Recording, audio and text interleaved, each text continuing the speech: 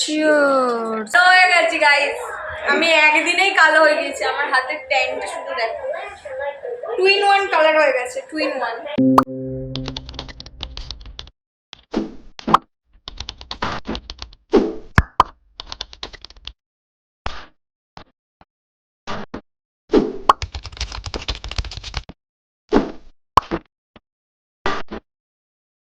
Hello guys, welcome back to our channel.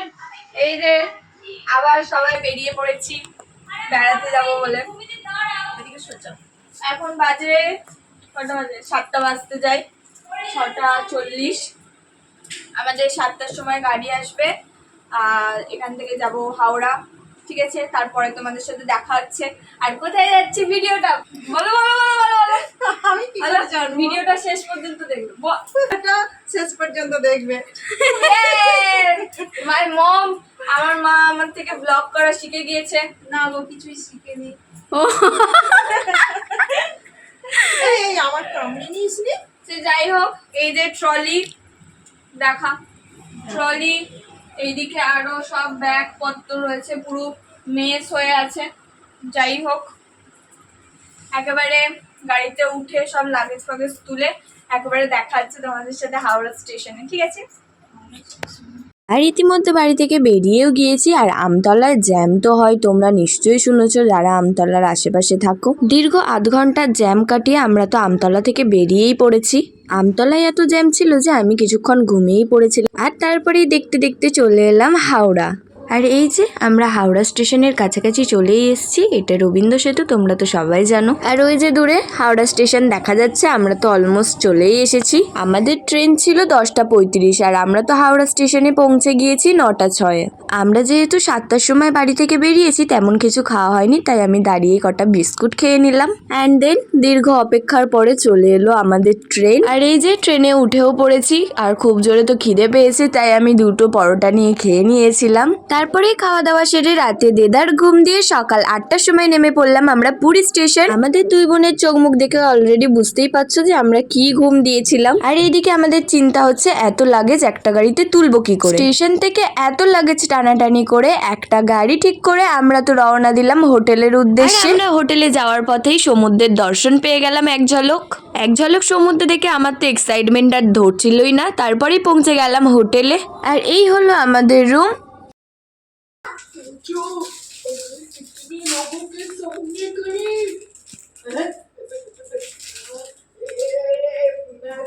So আমরা চলে এসেছি হোটেলে। এখন বাজে 9টা, এখন 9টা বাজে। আমরা হোটেলে চলে এসেছি। এই হলো আমাদের রুম। ঠিক আছে। আর খুব খিদে পেয়েছে। সেই কালকে রাত্রেবেলা ট্রেনে পরোটা, শুধু পরোটা খেয়েছিলাম। আমি 2টো পরোটা খেয়েছিলাম। তারপরে আর কিছু খাইনি তেমন। এখন খুব খিদে পেয়ে গিয়েছে, ওই জন্য একটু gym jam, my favourite biscuit, gym jam. রুমে ঢুকেই তো তারপরে একটু ঘুমিয়ে নিয়েছিলাম, যেহেতু কাল রাত্রেবেলা একদমই ঘুম হয়নি। তারপরে ঘুম থেকে উঠে স্নান করতে যাওয়ার জন্য রেডি হয়ে গিয়েছি। সবাইও রেডি হয়ে গিয়েছে। গাইস, আমরা স্নান করতে থেকে চলে এসেছি। আর এই হচ্ছে আমি কালো হয়ে গেছি গাইস। আমি একদিনেই কালো হয়ে গেছি। আমার হাতের ট্যানটা শুধু দেখো, 2 in 1 কালার হয়ে গেছে, 2 in 1। এই যে 2 in 1 কালার দেখা যাচ্ছে তো? হ্যাঁ, তাও মুখটা একটু তাও ঠিক আছে, কিন্তু হাতটা পুরো এতটা আমি গেঞ্জি পরেছিলাম, এইটুকু সাদা আছে, তারপরে এইখান থেকে পুরো এরকম কালো হয়ে গিয়েছে। জানি না আমি আর 3 দিন, এখনো 3 দিন আছে, আমি কি করে আরো কালো হয়ে যাবো। আর দুদিন আজকে নিয়ে 3 দিন, তাই তো? আর 2 দিন আছে, আরো ট্যান পড়বে। আমি যে কি করে তুলবো আমি নিজেও জানি না। আর ওই যে একজন দাও, ঠিক আছে ঠিক আছে। আর এই যে একজন মানু, হাতটা দেখা, ভালো করে দেখা হাতটা। এই যে হাতের এই অবস্থা করে ফেলেছে প্রথম দিনেই হাতের এই অবস্থা করে ফেলেছে। এখন কটা বাজে? না দেখাচ্ছি না তোমাকে। আর এখানে এখন আমাদের ভাত দেবে কটায়, 1:30 না কটায় ভাত দেবে, ওই জন্য তোর মনের আগে ওষুধটা আমি আনি। অনেক জলে হুড়োহুড়ি করে গায়ে ট্যান ফ্যান ফেলে ও হাতে লাগিয়ে চলে এসেছে। এখন সবাই খিদে পেয়েছে তাই একটু লিটিল হার্ট খাচ্ছে, জিম জ্যাম বিস্কুট খাচ্ছে, আমিও খেয়েছি।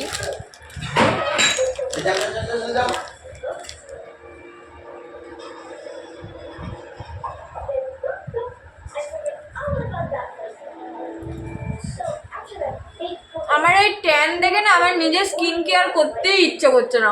আমি এসে আর বসে পড়েছি খাওয়ার জন্য।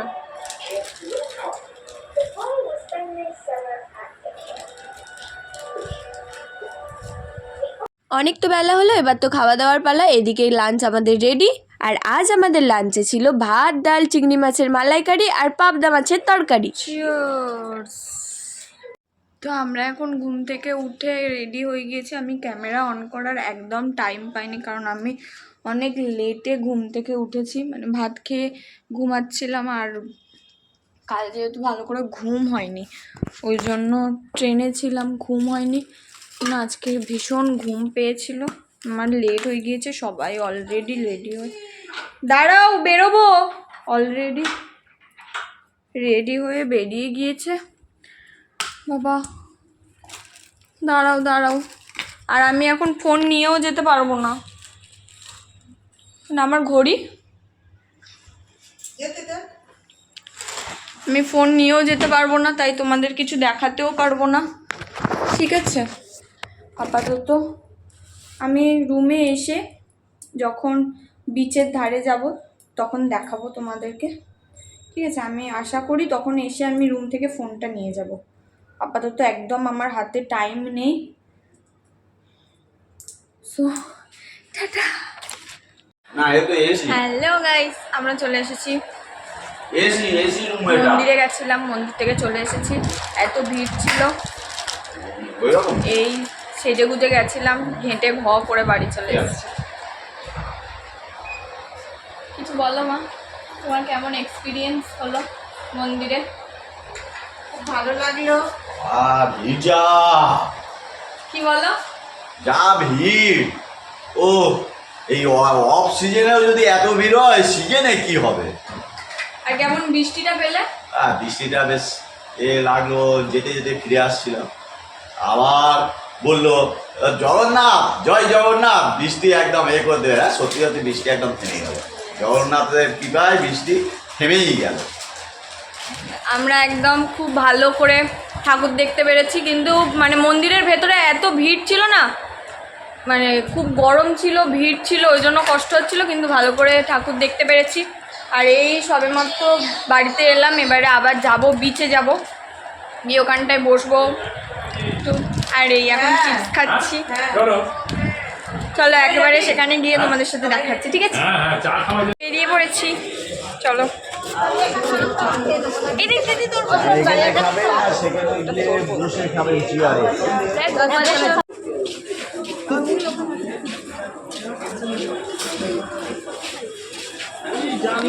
আমাদের হোটেলের পাশে এরকম দুদিকে দোকান আছে। এই যে কত দোকান,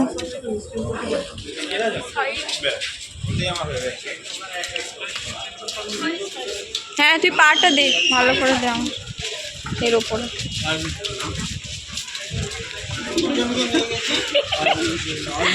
এই যে কত সুন্দর সুন্দর জামা কাপ্তান, তাই জন্যই দেখাচ্ছে। এখানে গোপুর ড্রেস আছে। ওই দেখ দাঁড়িয়ে গিয়েছে আবার ওরা।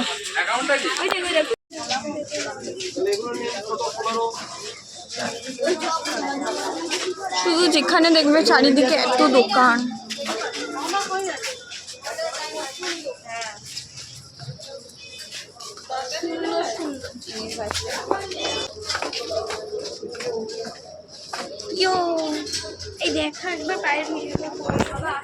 আর আমাদের হোটেল থেকে একটু দূরে, মানে একটু হেঁটে এলেই পুরো সামনে বিচ। আমরা অলমোস্ট এসে গিয়েছি, ওই সামনে বিচ দেখা যাচ্ছে।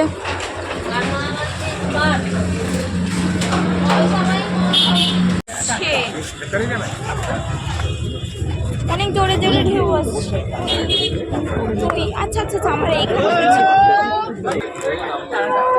এই সেই একটা দোকান চলে পড়ে গেছে। কেউ একজন আমাকে শাক বাজাচ্ছে।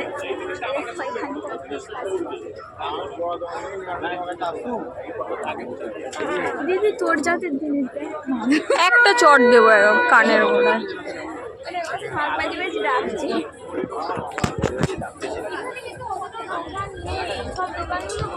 চারিদিকে প্রচুর দোকান, কিন্তু আমার মেন অ্যাট্রাকশন হচ্ছে কি আমি ওইখানে যাব, ওইখানটাই যাব। গিয়ে আমি দুপুরে তো অনেক মানে জলের মধ্যে ঝাঁপাই ঝুড়ে একেবারে হুড়োহুড়ি করেছি, কিন্তু আমার তাতেও স্বাদ মেটেনি। আবার আমাকে যেতে হবে, একটু পা ভেজাতেই হবে, কিছু করার নেই, পা ভেজাতেই হবে আমাকে। আমি যাবো না, আমি তাহলে বসে চলে যাও। উফ কি লাগছে, ঢেউগুলো কি সুন্দর। আরে তোর মুখের দিক থেকে তো কেউ দেখবে না তোর ঢেউটা। দাঁড়া, ঢেউটা তো পিছনে। ঢেউটা শুধু দেখো। আমাকে একটা ফটো তুলে দিই, এই ছাগলটা হাত করে দাও।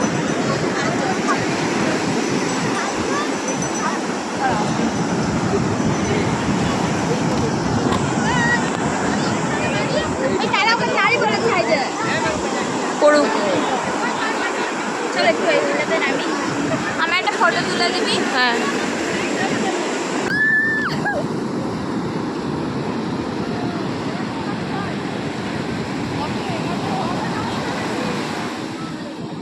ওটা সেই খাবার থেকে এত লোক এলো না জলটা, দেখ সত্যি এখানে দাঁড়াচ্ছি, এখানে আসছে না। একটু ওখানটা থেকে আসবে, দাঁড়া, এটা আসবে না বলছি তো। ওখানটায় গেলে ভিজে যাবো ভাই, এইটা আসবে। ই বাবা, দিদি জামা ভিজিয়েছে। না আমি জামা ভিজাইনি, ভেজে নি আমার জামা। এটা আসবে, এটা আসবে। জোরে আসছে। মনে হচ্ছে ওয়াও, এটা আসছে আসছে আসছে। আসবে না, দূর থেকে চলে গেল। আর সন্ধ্যাবেলা তো একটু চা খেতেই হবে, সমুদ্রের পাড়ে বসে চা খাওয়ার মজাটাই আলাদা। তারপরে নিয়ে নিলাম একটু সুইট কর্ন। সুইট কর্নটা তো দারুণ বানিয়েছিল, আমার তো খেয়ে পার্সোনালি খুব ভালো লেগেছিল। তোমরাও যারা পুরীতে যাবে একবার ওইখানকার সুইট কর্ন ট্রাই করে দেখবে। আর এইসব খেয়ে আমার তো মাথায় ভূত চাপলো যে আমি মাছ খাবো। সমুদ্রে বেড়াতে এসেছি আর মাছ না খেলে চলে?